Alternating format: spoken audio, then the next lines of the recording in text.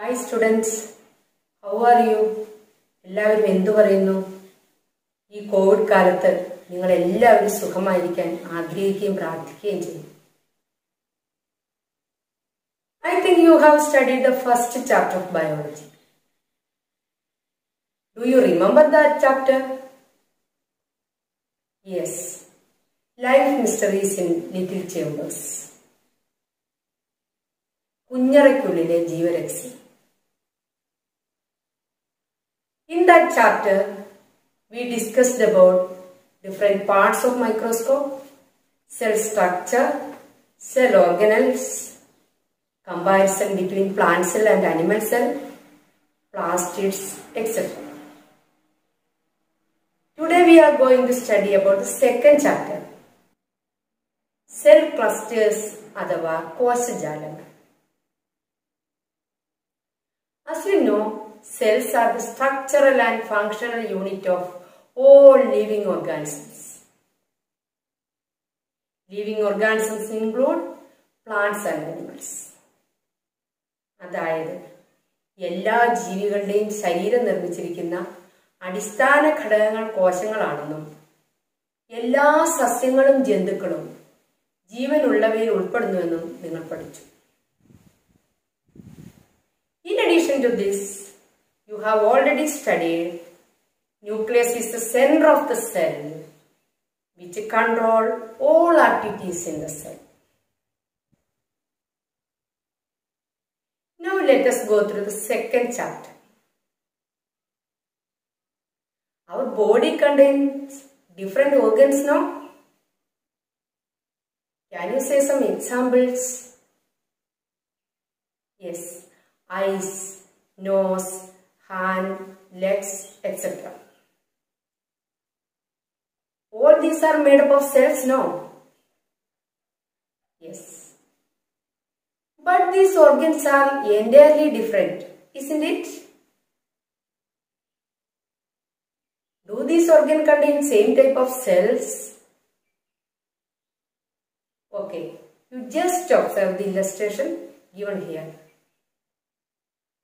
When we observe the illustration, we can see that different cells are present in different organs. For example, brain contains nerve cells, heart contains blood cells, leg contains muscle cells, and bone contains bone cells. നമുക്കെല്ലാവർക്കും അറിയാമല്ലേ, നമ്മുടെ ശരീരത്തിൽ വ്യത്യസ്തമായ അവയവങ്ങളുണ്ടെന്നും അവ നിർമ്മിച്ചിരിക്കുന്നത് കോശങ്ങൾ കൊണ്ടാണെന്നും. വ്യത്യസ്ത അവയവങ്ങളിലെ കോശങ്ങളുടെ പ്രത്യേകത എന്താണെന്ന് നമ്മൾ കണ്ടത്? ഓരോ അവയവങ്ങളിലെയും കോശങ്ങളും വ്യത്യസ്തമാണെന്നല്ലേ? Yes. Do you know how many cells are present in our body? Human body is made up of millions and millions of cells. കോടാനുകോടി കോശങ്ങൾ കൊണ്ടാണ് നമ്മുടെ ശരീരം നിർമ്മിച്ചിരിക്കുന്നത്. Can you say how many different types of cells are present? Near about 200 types of cells are present in our body. We have already seen examples for different types of cells now. They are nerve cell, muscle cell, blood cell, bone cell, etc. അതായത് ഏകദേശം 200 തരത്തിൽപ്പെട്ട കോശങ്ങൾ കൊണ്ടാണ് നമ്മുടെ ശരീരം നിർമ്മിച്ചിരിക്കുന്നതെന്നാണ് കണക്കാക്കപ്പെട്ടിരിക്കുന്നത്. അതിന് ഉദാഹരണങ്ങളാണ് നാഡീകോശവും പേശീകോശവും രക്തകോശവും അസ്ഥികോശവും. So students, remain these 2 points and write it in your notebook. Okay. Diversity among cells. Each part of the human body is made up of millions of different kinds of cells. There are about 200 different kinds of cells like nerve cells, muscle cells, blood cells, bone cells, etc. in the human body. Okay.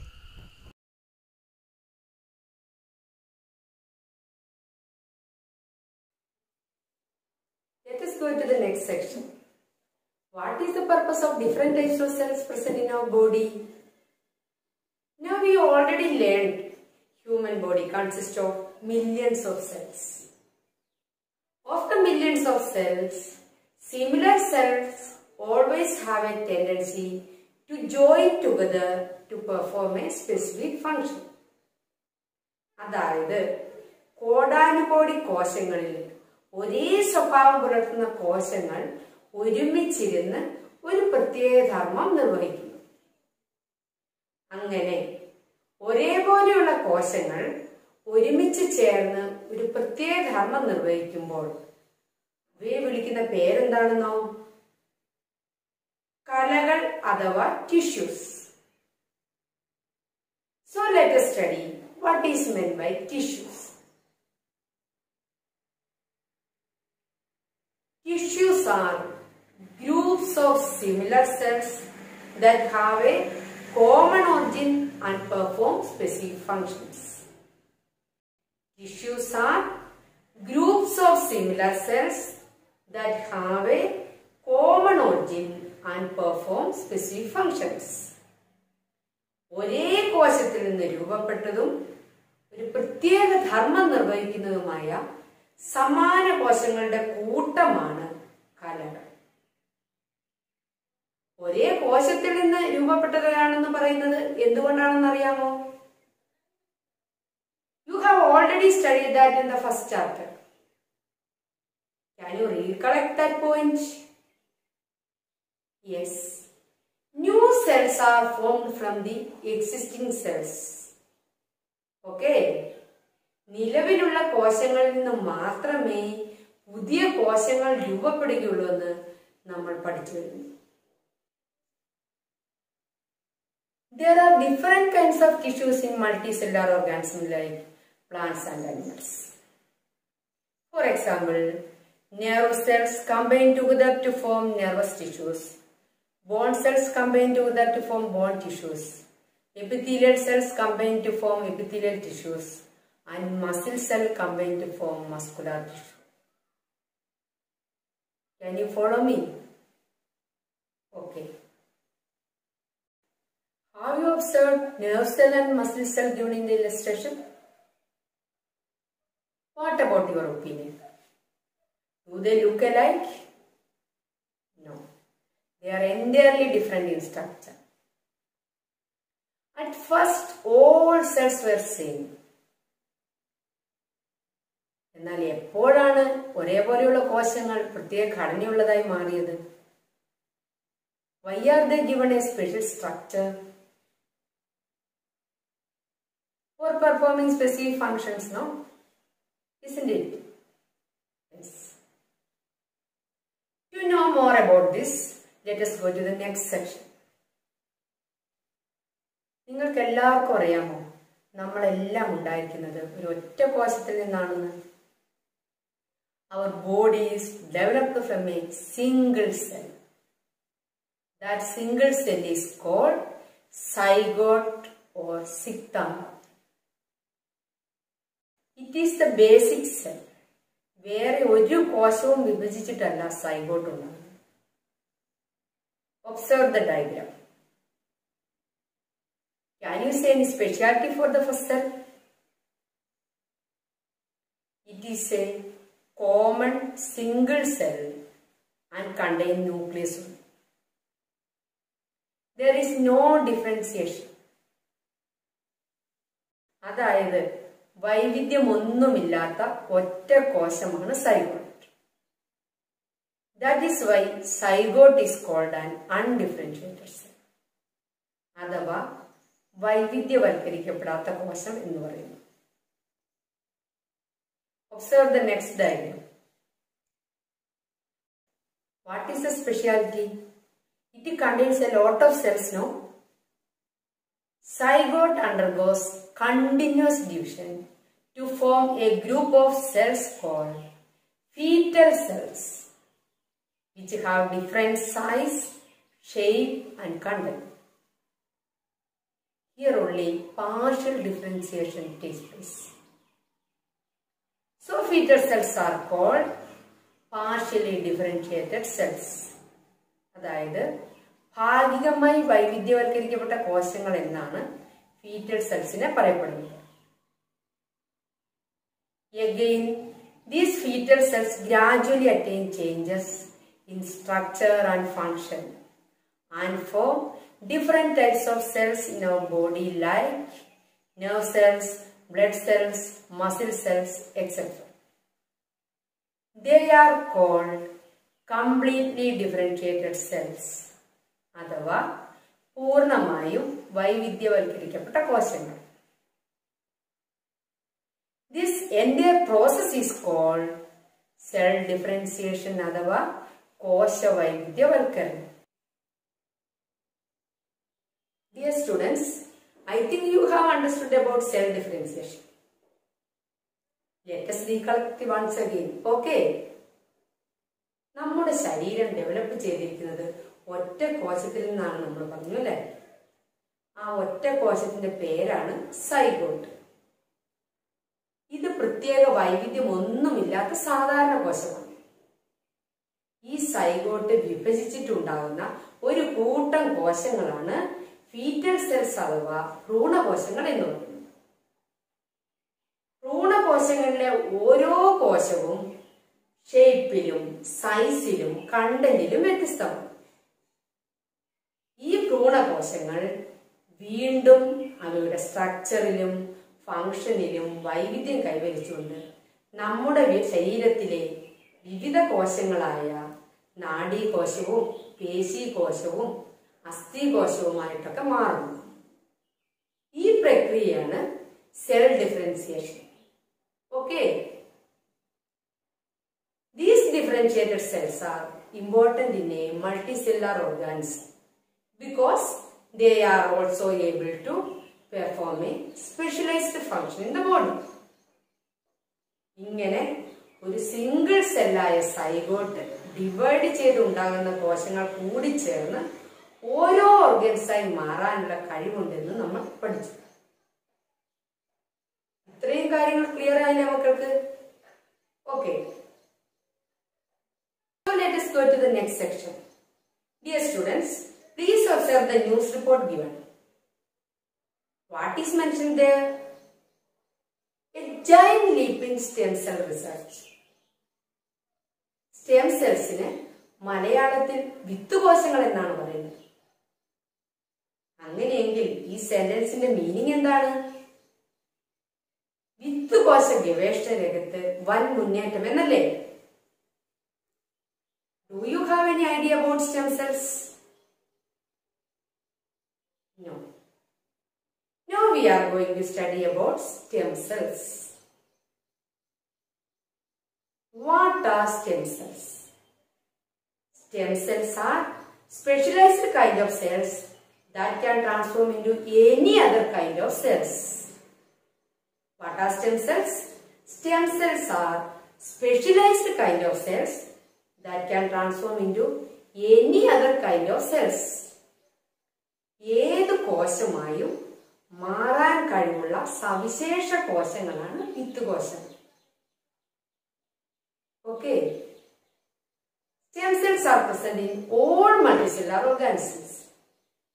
എല്ലാ ബഹുകോശ ജീവികളിലും വിത്തുകോശങ്ങൾ കാണപ്പെടുന്നു. How stem cells form into other cells? എങ്ങനെയാണ് വിത്തുകോശങ്ങൾ മറ്റു കോശങ്ങളായി രൂപപ്പെടുന്നതെന്ന് അറിയാമോ? You have already studied that process. Do you remember? Stem cells undergo constant differentiation and get transformed into other kinds of cells. ദീർഘമായ വൈവിധ്യവൽക്കരണ പ്രക്രിയയിലൂടെയാണ് വിത്തുകോശങ്ങൾ മറ്റു കോശങ്ങളായി രൂപാന്തരപ്പെടുന്നത്. വൈവിധ്യവൽക്കരണ പ്രക്രിയയുടെ English ഞാൻ പറഞ്ഞായിരുന്നു cell differentiation. Okay, When the cells in the tissues get destroyed, new cells are developed from the stem cells. They can either get transformed into other cells through division or exist as such. എന്താണെന്ന് മനസ്സിലായോ? വിത്ത് കോശങ്ങൾക്ക് വിഭജനത്തിലൂടെ മറ്റു കോശങ്ങളായി മാറാനോ വിത്ത് കോശങ്ങൾ തന്നെയായി തുടരാനോ ഉള്ള കഴിവുണ്ട്. ഇത്രയും കാര്യങ്ങൾ ക്ലിയർ ആയില്ലേ? Next, where are stem cells found?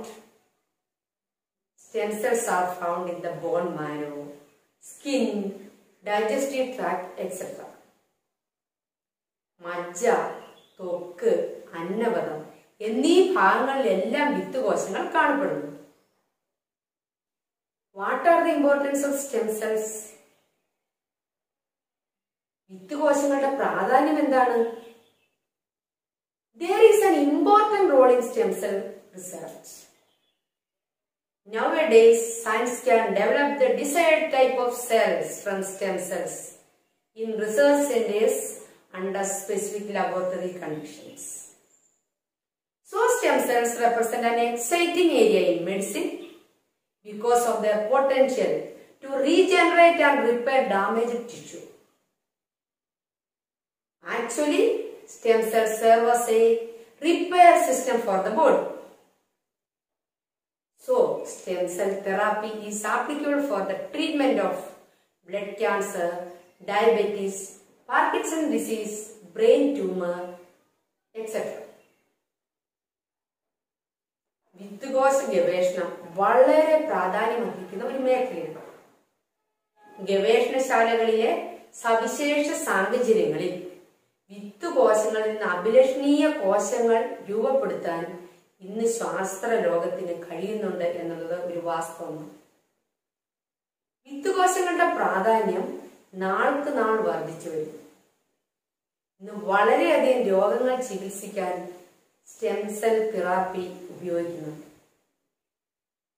രക്താർബുദം പോലെയുള്ള രോഗങ്ങളുടെ ചികിത്സയിൽ ആശാവഹമായ മുന്നേറ്റം ഉണ്ടാക്കാൻ വിത്തുകോശ പഠനങ്ങൾക്ക് കഴിയുന്നു എന്നതൊരു വസ്തുതയാണ്. നേത്ര സംബന്ധമായ രോഗങ്ങൾ, പ്രമേഹം, നാഡീരോഗമായ പാർക്കിൻസൺസ്, കരൾ രോഗങ്ങൾ, ബ്രെയിൻ ട്യൂമർ എന്നിവയുടെ ചികിത്സയ്ക്ക് വിത്തുകോശങ്ങൾ വ്യാപകമായി ഉപയോഗിക്കുന്നു. ഇതുമായി ബന്ധപ്പെട്ട കൂടുതൽ കാര്യങ്ങൾ നിങ്ങൾക്ക് ഉയർന്ന ക്ലാസ്സുകളിൽ പഠിക്കാം. ഓക്കെ, ഇത്രയും കാര്യങ്ങൾ മനസ്സിലായെന്ന് വിചാരിക്കുന്നു. So you write down the questions in your notebook. First question, what do you mean by tissues? What do you mean by tissues? Question number 2, how do fetal cells form? How do fetal cells form? Question number 3, explain cell differentiation. Explain cell differentiation. Fourth question, what are stem cells? What are stem cells? Question number 5, where are stem cells found? Where are stem cells found? Sixth question, why is stem cell research gaining importance? Why is stem cell research gaining importance? Dear students, it's time to wind up our class. So all the children must write the answers in your science diary and study well. Okay, have a nice day. Bye.